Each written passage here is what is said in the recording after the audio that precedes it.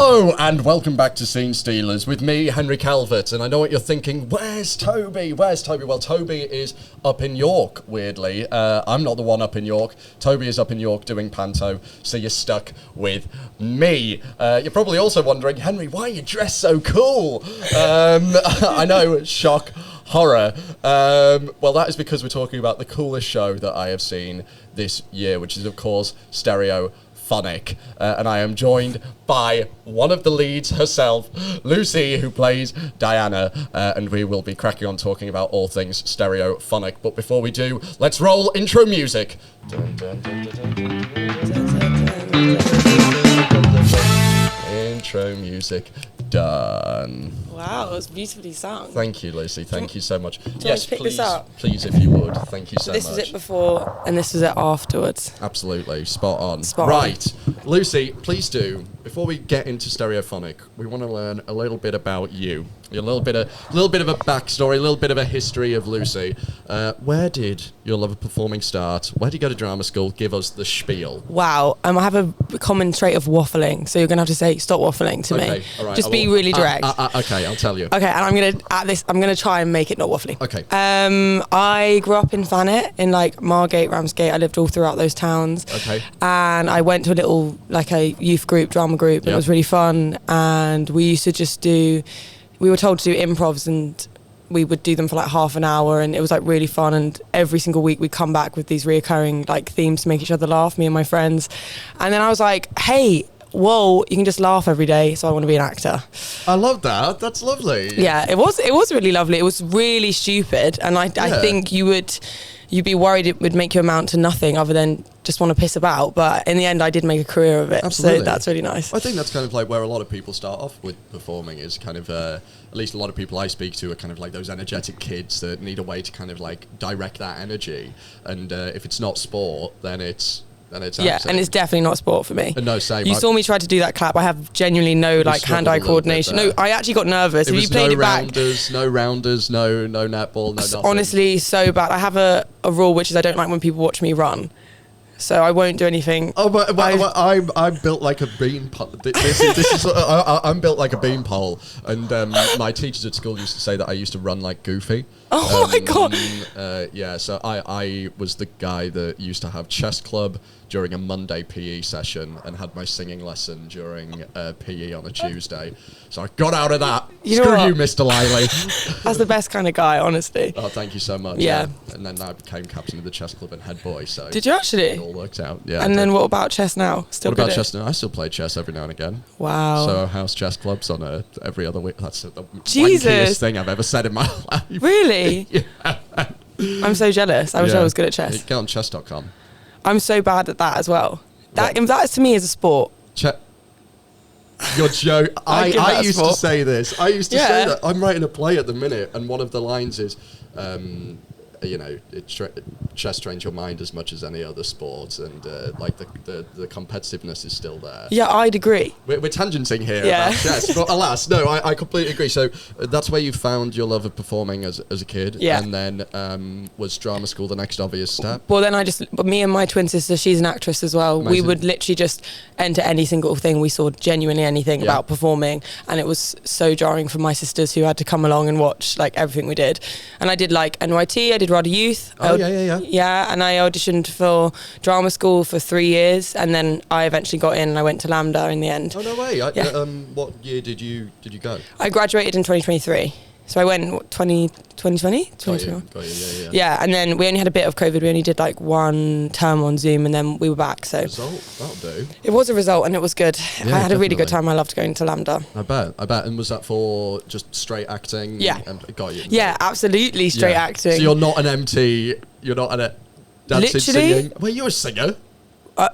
No, I'm not. I've just started really properly singing now. And this role is what's taught me how to sing. If you saw her at the beginning, and that's true, if you saw her at the beginning, I mean, LAMDA did an amazing job of trying to make us do, they never quite got me to dance, but they did a great job of trying to make us do all sort of disciplines. Yeah. We had a great department for that. And I enjoyed singing, but the stress of this role, you might have thought it was the big crying scenes and the breakdowns and stuff like that. I stressed for 6 whole months about that singing, and my God, was that press night I was so nervous. Every time I went to the microphone, and to be honest, I only started getting over it in the last month or 2 months of the run. We did it for 6 months. Every single time I went to that microphone, I was so nervous, so nervous. And she actually does, at the beginning, she does a little demo where she sings. Yeah. She like shows her song. And Jesus, every time I had to go to the piano, I thought, this is so real right now. Totally, genuine. That's with the slow version of Bright at the start. Yeah. Got you. So nervous. So, Lambda, come out of Lambda. Yeah. Stereophonic isn't your first job out of drama school, is that right? No, well, I did. I worked for a year doing like loads of different jobs. Got you. And then the only other job I got was in January. I was the understudy for Emma Corrin and Tanya Reynolds in The Seagull, but I didn't get to go on. It was just for 6 weeks. Oh, okay.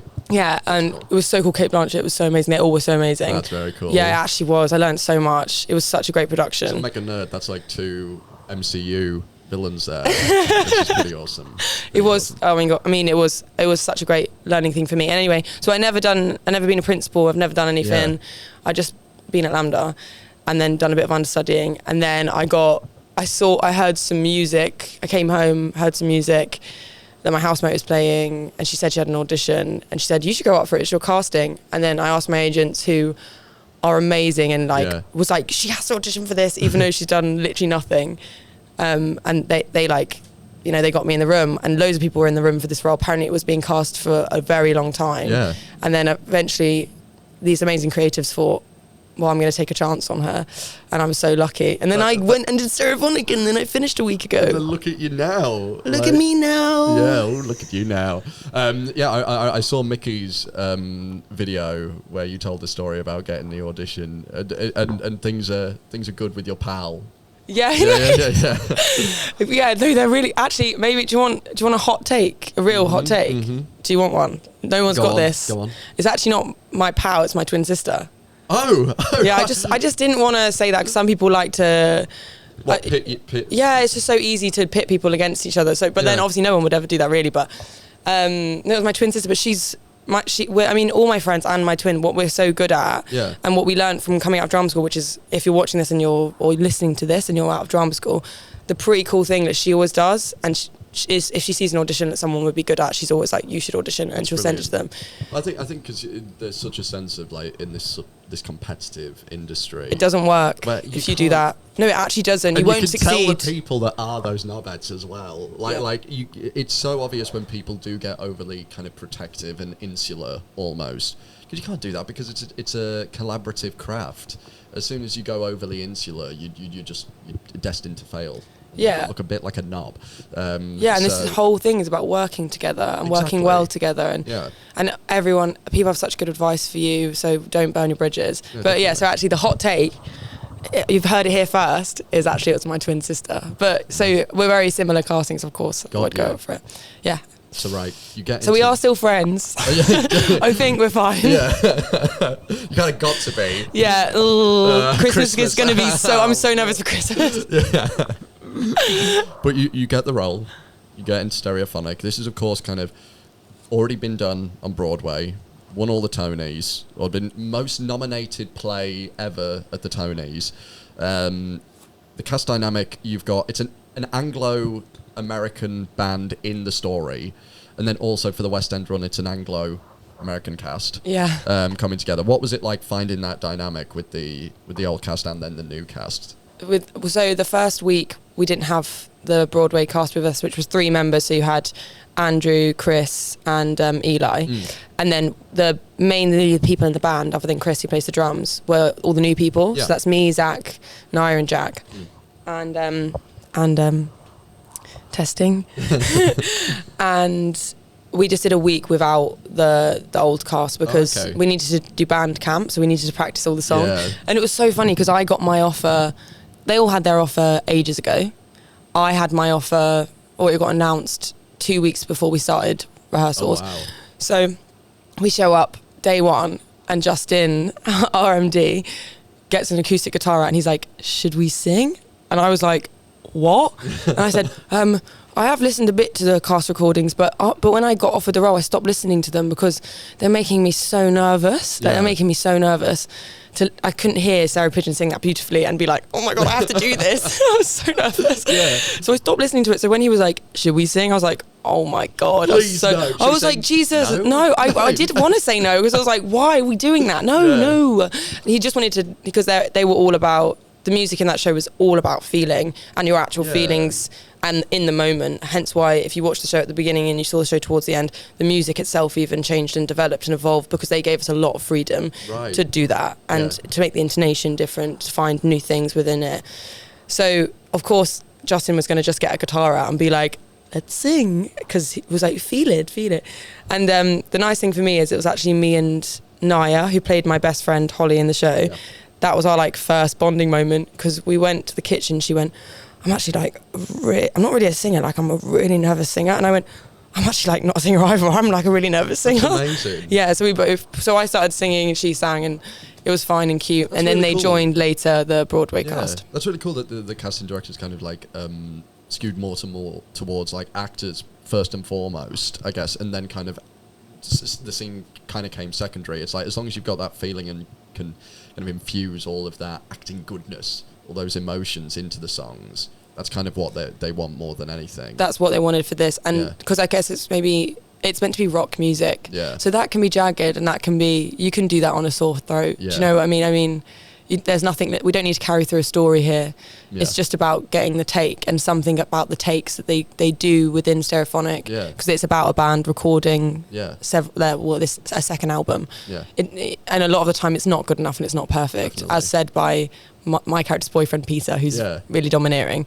So it doesn't matter if it's not like, it doesn't have to be perfect basically, which was quite relaxed. And which is the end of the play. The last line is like, music's not supposed to be perfect, which gives you a big break. The whole point is not supposed to be perfect. But to finalise your question about the Broadway cast, working with them was obviously amazing, hugely intimidating, but they're all really kind people. And especially doing the beginning scene with Chris, the first scene I had to do, he's so playful and he would do so many new funny things, and he did by the end of the show feel like my brother. I love and that. There's a huge age difference, but it felt amazing, and they're all so talented. And they weren't allowed to say anything to us about the Broadway version. I've never seen it. I wasn't allowed to watch the archive footage. I wasn't allowed to hear anything about what Sarah was like. Have you seen that subsequently? No, they prefer if I just didn't. I don't know what it was like. I don't know what the character was like. Do you want to know? People told me I'm a bit more ditzy. I was more ditzy. Oh, really? That's what people told me. And I was like, oh, really? I was like, I'm not trying to be ditzy, but I don't know. But no, I haven't seen it. Although I met Sarah the other day. We actually came here and we took a photo in that photo booth. You know what? Yeah, the other day. Also, sorry, we should probably point out, I just realised, I haven't pointed out, you're also probably wondering where the hell we are, because this isn't my flat, this isn't Toby's flat, this is the Phoenix Arts Club. Yeah. And for long-time viewers of the show, this is where me and Toby did our Christmas live show last year. So it's kind of nice that we're back. In fact, I think a year ago today, we did our live show and we're back here. Oh, happy anniversary. Thank you. It was a really, really nice time. But yeah, the Phoenix is like a haunt for it's iconic. I love it. It's great. It's super iconic as a place to be. What a cool venue to shoot this. Definitely. I'm loving it. But yeah, I mean, sorry, I just had to say, Chris, who plays the drummer in the show, the character's name escapes me. Simon. It almost escaped me, but I did it. Simon is the coolest looking guy I have ever seen in my life. My flatmate is not into this world at all. Like, we've known each other since we were like 10. He was the sporty guy, I was like the nerdy guy, but we've ended up living together. Are you a sporty too? Chess? Thank you. You had chess. Cheers, thanks. Yeah, I'll take that. But I took Jago, stupid name, but front row. Took Jago, sat like front row, and as soon as Chris came on, he was like, oh shit, man, this is cool. And then at the interval, he went, mate, no, this is like a movie, but they're real. And I went, so it's like a play. He's now obsessed, and he took his family on closing night. Oh, did he? I took him during the week, and then 5 days after to go and see it on the final night. But Chris, that's adorable. It's really sweet. But Chris and Simon has become a bit of an icon within our flat. And his wardrobe is so it's cool. Just phenomenally cool. And also, he as a person is just so like. My heart's gonna. He's going in January back home to New York, and my heart's aching already because he's such a fun person to work with. And when I imagine when you're doing such a kind of like intense emotional show, there's only like 7 of you. 7. Yeah, 7. Yeah, there's only 7 of you in the cast. It's 3 and a bit hours long. Yeah. You're doing that night in, night out. The bonds that you guys must form is just, indescribably close, probably, at this point. It was very close. And also you would have the same tensions. Sometimes the play would reflect in some, not at all to the extreme, but obviously you're working together all the time. You know, someone's been trying something on an instrument too many times in a show, and that irks you a little bit because you're like, I just want Bright 22 to be like this. You know what I mean? Or like, so sometimes it would be the same. Like we're laughing 1 minute and then everyone's really tired the next. But that's what made the show so special. And we also did a gig. We did a gig for fun at the end of the month. And it was so fun. Yeah, I was so glad we did it. Plug the song that you guys have done. Oh as well. yeah.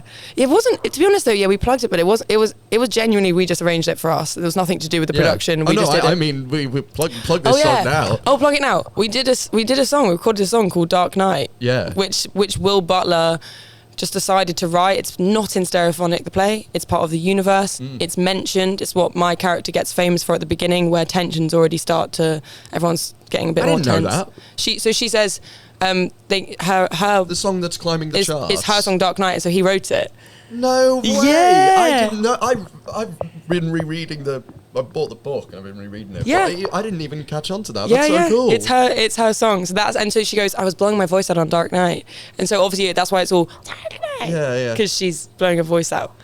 No way. Yeah, he just did it. It's also it's a banger. It's a really good song. He's so cool. He was like writing bits of it. Then we went to a studio. We weren't sure if we were going to record anything. It was so like casual. The whole point of going to the studio was to feel a studio vibe. Yeah. And then he was just like, he was so cool. He was like writing it in front of me, like going, oh, we could put this here, could put this here. And he was like, just try sing that, Lucy. And then he like edited it all together. Will Butler and Justin Craig are and they're so, I love them so much. They're so, we'll just go with it. And then they end up making something that's amazing. You're like, how the flip do you do that? Yeah. Oh, they were really cool. Yeah. I mean, watching the show, it reminded me, even though nowhere near the extreme that is presented in the show, but like the dynamics within the show with kind of the producers and with all of you guys. I was, school bands when I was like 18, doing all of that kind of jazz.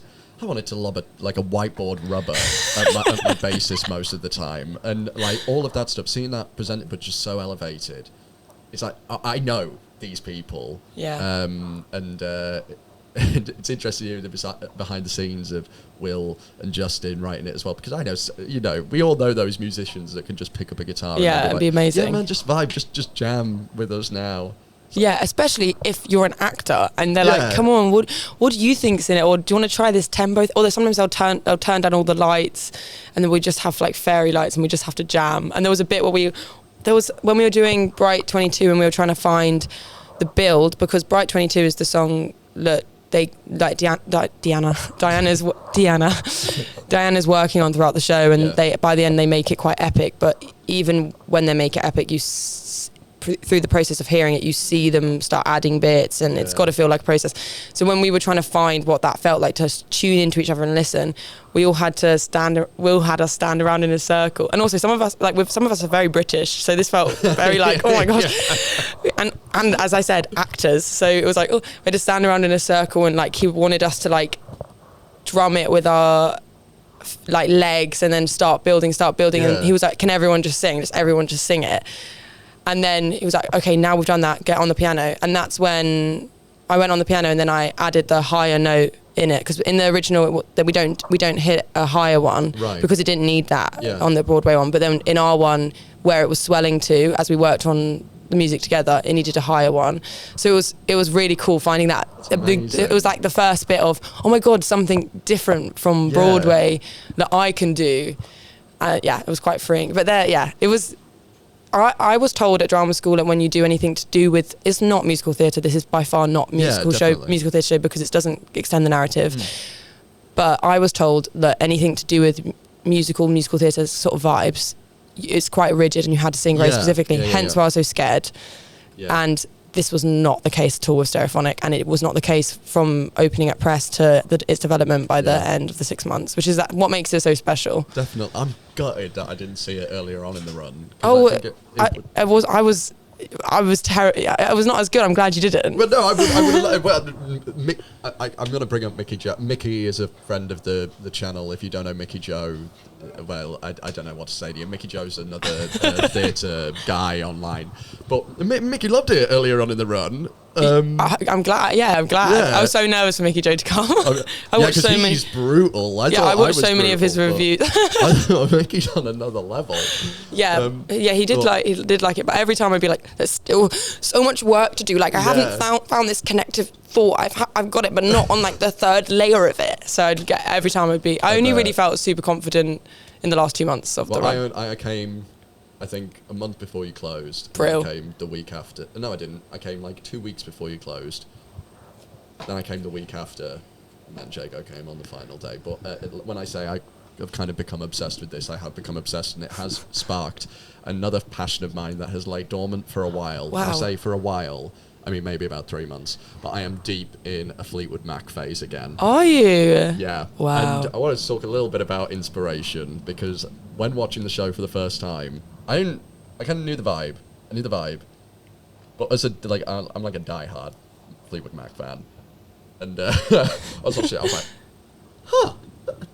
it's a bit Stevie, Nick. It's very Lindsay, but where did you find a lot of your inspiration for Diana? Well, to speak on the Fleetwood Mac thing, me and Nia both did the same thing when we had our Zooms with Daniel, when we were just like having a chat before coming to rehearsals, and we both apparently asked, well, is it Fleetwood Mac? Because I'm seeing all this press that's saying it's Fleetwood Mac or something. And he was like, you can find articles about this, so I'm not going to go into that because everything's been covered. Like, people love this connection story, but he said it's not Fleetwood Mac. We're not going to bring it up in rehearsals. Don't take any influence from Stevie Nicks. Don't, because it's not going to help you. And you can whatever, but people come to me and tell me this is like this, but honestly, there was no reference in the rehearsal room and whatever. I don't have anything as like Lucy could even say about it. But the one thing we did take was, me and Nia found this video of Christy and Stevie like laughing together, and they're supposed to be doing an interview, and they really don't want to be doing it. So that's one thing we did take. But in general, I watched a lot of Janis Joplin documentaries. Oh, right. Yeah, because she's like, if you listen to Cry, the ruggedness at which she sings, and she sings so. She talked about singing from the bottom of the music and not singing from the top of the music. And I really liked that. I liked the idea that Diana could go from singing from the top of the music and being quite flouncy to going into quite a strong person by maybe Bright 22. And that's what I tried to do within the show. And I was trying to develop meanwhile trying to develop my voice, because it was not capable of that.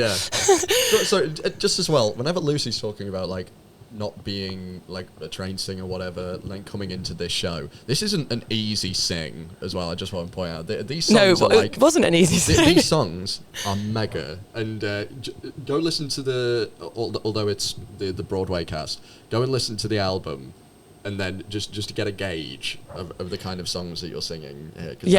But you know what, they were so much easier to do when I was singing them with people, but every time I had to sing anything on my own, honestly, Henry, anytime, Sunday morning. Seriously, I wanted to die. I'd be like, please don't look at me. I don't want to sing right now. Ignore through the glass. There's nothing there. The glass massively helps. I'd be like, I can't. And that scene where I bloody got to hit that note. Oh my God. Yeah. It never got any easier to do it. And I guess you've got the level of build up to that as well. Like, it's.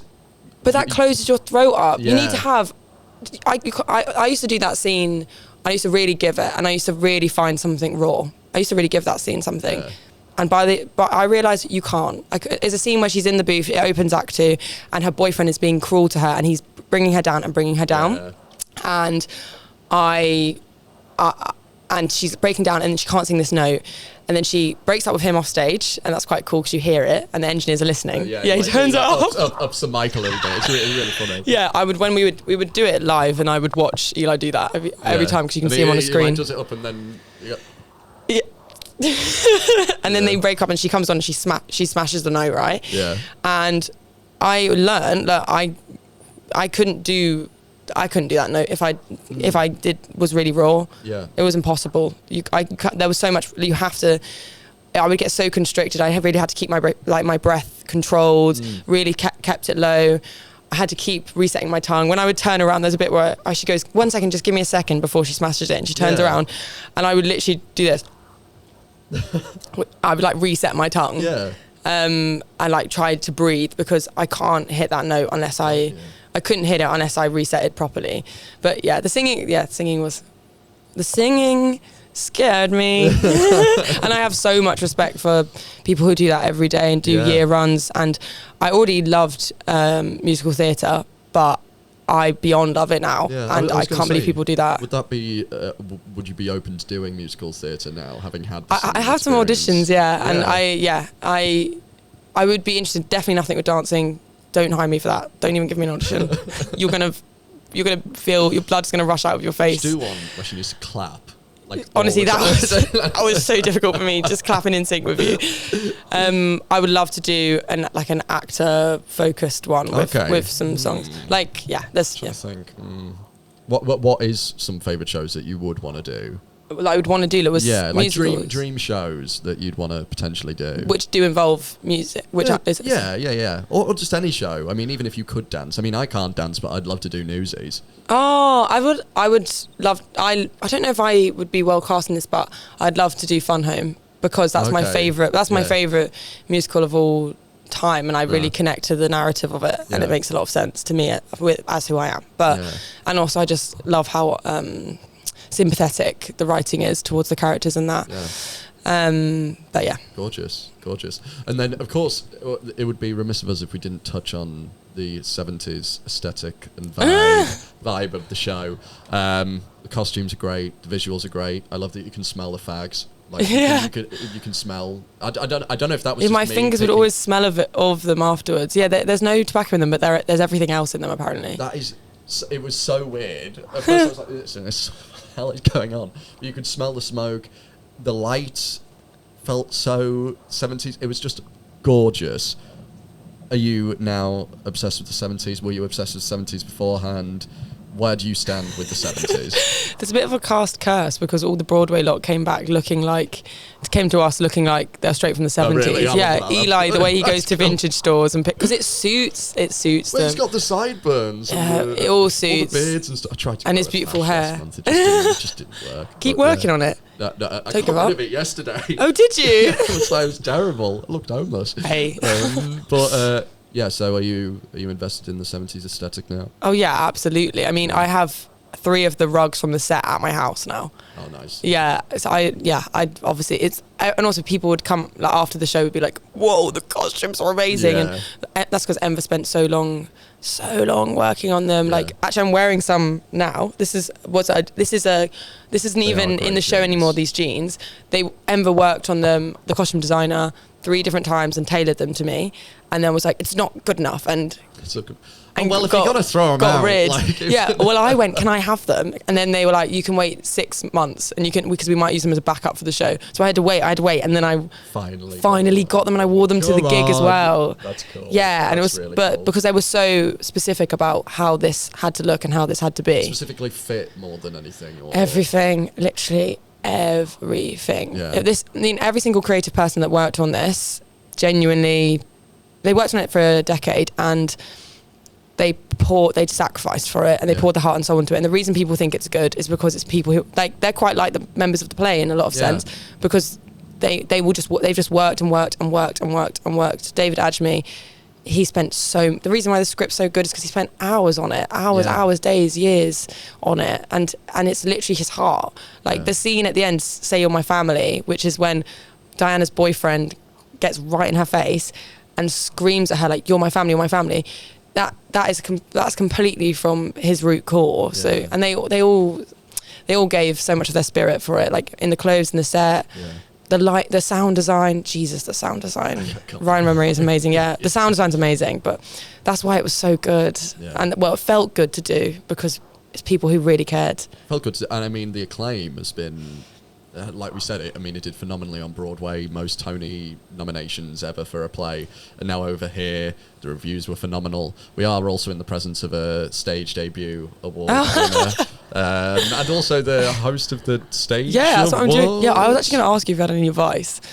Yeah, I've never hosted anying. Yeah, we can talk about it afterwards if you want. Yeah, we'll chinwag. We'll have a coffee. I'll tell you some. No, but genuine. I was let's do it.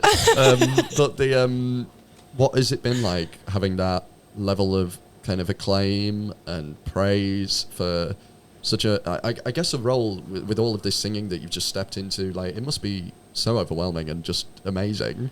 It has been amazing, and I was literally living a dream. Yeah, it's genuinely just living a dream, and sometimes it was really hard, but gosh, everyone was so supportive and so nice. Like, my agent, so supportive, so nice. My family has been unbelievable. Like, I missed a wedding for this, and I felt really guilty. Yeah. But my family was so amazing and forgiving, and all the people who worked on it so amazing, so kind. So yeah, it was definitely overwhelming, but it's been an absolute dream. I bet.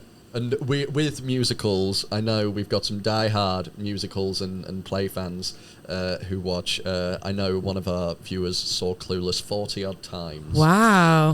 Were there any Stereophonic mega fans? Oh, yeah. And what's some... People who flow out, like, we've had people watch it. I know someone who's watched it over 50. I don't want to say her statistic wrong, but it's over 50 something. Wow. That was on Broadway and then combined with West End, and she came for 2 trips, and then we have mega fans, huge. I was a big fan.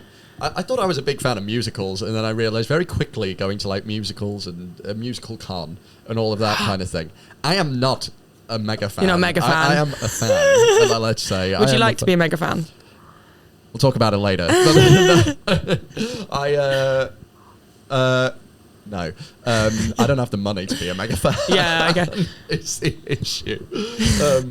But no, that is nice, because I sometimes think like plays could sometimes not get the same kind of social media buzz and that kind of like social obsession that some musicals can get. And what I really liked about the show, and as much as I wish there was more marketing so that I could have gotten involved a little bit more, but it wasn't solely reliant on like these big social campaigns. I think, at least from being a viewer and watching the social stuff that they put out, it seemed like they were letting the work speak for itself, and I respected that quite a lot. Wow, quite a lot. But wow. Yeah. No, it was an amazing show. And now on the horizon, what have we got? I know you mentioned you're going on a trip. I'm going on a trip. I'm seeing my best friend in Australia for a month, which my agents were like, you should definitely book something after the show finishes. Just go. Just put it to one side and just. Yeah, which is nice. And then I'm hosting those awards. You are hosting. I'm hosting the Stage Awards. What are the Stage Awards? January 12th at the Royal Opera House, Linbury Theatre. Oh. That's what I read the other day. But I'll speak better than that at them. But you're hosting the full thing. I know. That's exciting. Who's your co-host? Hilson. We went to Lambda together and we both won the award in the same year. Oh, wait, is that the through line, as in like whoever wins the stage debut awards hosts the... I don't know if it's just, I don't know. But they were just like, do you guys want to do it? And we were like, yeah, like, okay, yeah. Okay. It's going to be a fun, yeah, like, I'm going to wear a little, like, cute little outfit or something. Yeah. And if I mess up, I think that's absolutely... I mean, I didn't know if I could really sing before this, and I did Stereophonic, so I don't know if I can present, but... My God, am I going to just go into it and try? Damn right. Yeah, damn right. It's going to be a great evening. Yeah. And stage debut awards, what was that like? Winning it. That night like, and all of that? It was really... Well, as I said, 2 people won it. All the other categories, I think one actually had 2 as well, but one person would win it. So anyway, and I was the last... It was the last category as well of the night, so we've already waited. And then Hilson won, but we went to Lambda together, so it was like... I was like, you know what? And also, he was so good in Wonder Boy, which is the play he was nominated for. Right, it was such a good play. I love it. And he won. And then my agent was holding my hand, and he went, "Oh, at least it went to some." He whispered in my ear, "At least it went to someone you really like you'd want it to go to. And then they were like, and we have a second winner. So, and I was like, what the flip? Is that allowed? Yeah, I was like, are you sure? So that was a massive shock, because I obviously I was like, oh, I haven't won. Yeah. And I was content, obviously a bit sad, but content. So it was a massive shock, and then it ended up being like an amazing evening. And I couldn't believe it's no small thing to recognise someone for their work, and it's no small thing especially to recognise someone for the first time they're doing that work. Yeah. So that obviously felt amazing. I'll never forget it. It's amazing. And Rachel was there. Rachel Zegler as well. Did you get to meet Rachel? She was there. We took a picture together. Oh, that's amazing. What a night. What a night. And the Stage UK Awards will be on January 12th, did you say? Yeah. January 12th. So make sure you keep an eye out for that. But Lucy, thank you so much for chatting to me about my favourite play that I've ever seen. Honestly, I have a log of everything I've ever seen, and only given 2 things 10 out of 10. What the flip? And it was Lion King, because I'm very, very biased. Okay. Because I was like Scar the other day and like did all... Anyway. Wait, what? What? I'll tell you after. But Lion King got a 10 out of 10. Hunchback of Notre Dame concert nearly got a 10 out of 10. Nearly. Because I'm very biased. And so did Songs for a New World. But Stereophonic did get the 10 out of 10. No way. And, gosh, you're so lovely. Yeah, you posted such a lovely video about it. And me and I, we were on our yoga mats warming up. And I was like, look at this lovely thing. Look, this boy has posted about us. And I was like, that's so nice. But no, it's like, I don't post... Guys, if I don't post about how good something is, it means it was crap. Like the amount of like premieres or like shows that I go to, and if I just post like I saw this tonight, it means it was fine. It takes a lot for me to go. I think I said in the video, I was like, I don't say this lightly. I think you actually did, yeah. I don't praise anything unless it truly deserves it. Oh, wow, that's such a compliment. Thank you so much. It deserved all the praise that you got, and it deserves all the praise that I've no doubt it's going to get come a few months' time. But yes, it's been so lovely speaking to you, Lucy. Lucy, where can people find you? You can find me on my Instagram at Lucy Karczewski, and you won't know how to spell that name. We will tag it. Tag it. Tag it in the description below. Or you can tune in on January the 12th at the Royal Opera House Limbury Theatre. Absolutely. Yeah. And I'm going to be coached by Henry, so you blame him if the presenting isn't up to scratch. Hosting and presenting coaching session, chess coaching session. Yeah. This is going to be an interesting prep trip. Yeah, and we'll just practice our clapping afterwards. Yes, that's a good shout. Yeah. That's a good shout. But yeah, thanks so much. I've been Henry Calvert. You can find me at Henry... you know, at henry.calve on Instagram, henry_calvert on TikTok. And if you really want to, you can find me on Henry Calvert at Henry Calvert on Letterboxd and Henry Calvert on LinkedIn. I don't bloody know. Yeah, just plug everything. But yeah, tune in next week where we will be up in York, potentially speaking to Tobias and the rest of his cast about his panto experience. But we'll see about that. But we could also have interviews coming up with the famous Beric Kaler. And for those of you youths who don't know, he is the world's most famous dame in pantos, and he ran the York Theatre Royal Panto for over 40 years. So yeah, we're going festive this month, at least after this one. This is the festivities in this episode. But yeah, thank you so much for tuning in, and we will see you all soon. Bye, guys.